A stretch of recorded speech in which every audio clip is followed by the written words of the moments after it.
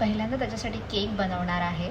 राधा झोपलेली आहे. ॲक्च्युली त्याचा उपवास आहे आज, त्याच्यामुळे तो केक खाऊ शकत नाही, बट उद्या तर खाऊ शकतो. सो लेट्स सी की केक कसा बनतो. आय एम नॉट शुअर की छान बनेल की नाही बनणार. माझ्याकडे ॲक्च्युली बटर पेपर पण नाही आहे आणि जे केकचं मोल्ड असतं ज्याच्यामध्ये आपण ते टाकतो बॅटर, ते सुद्धा नाही आहे. करूया काहीतरी जुगाड.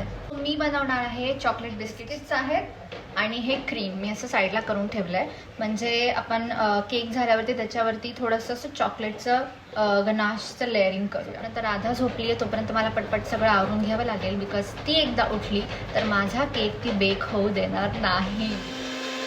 तर मी बिस्किट्सला आता मिक्सरमधून ग्राइंड करून घेतलेलं आहे आणि आता बनवूया आपण बॅटर. आणि राधा आता झोपेतून उठली आहे आणि माझा अजून केक बनवायचा बाकी आहे. सो बघू आता ती मला किती साथ देते ते. डॅडीचा बर्थडे आहे ना. हाय हाय. आणि अशा प्रकारे माझा केक अटेम्प्ट हा फेल गेलेला आहे, कारण की तो खालून थोडासा जळाला, म्हणजे ॲक्च्युली बराच जळाला.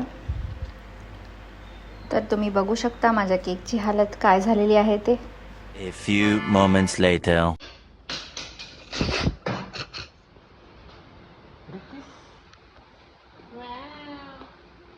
काय सांगतो केक. नक्की मस्त आहे केक. क्लिअर वाटत आहे. छान वाटत आहे का. मस्त वाटत आहे. चॉकलेट चॉकलेट वाटत आहे. चॉकलेट वाटत आहे. केक आहे का. नक्की केक आहे.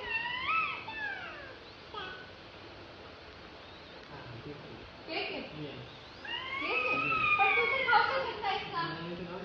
तुझा उपवास आहे ना आज. जाऊ दे, मी आणि यशाने खाऊन घेऊ.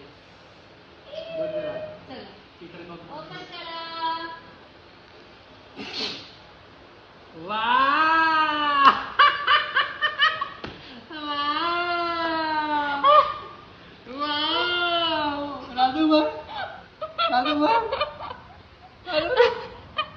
राधू मामा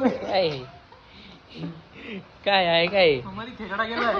मी खेकडा गेला केक. मी एकदम मस्त प्रेमाने तुझ्यासाठी केक बनवायला घेतला, बट तो पूर्ण खाली चिपकून गेला आणि जळून गेला.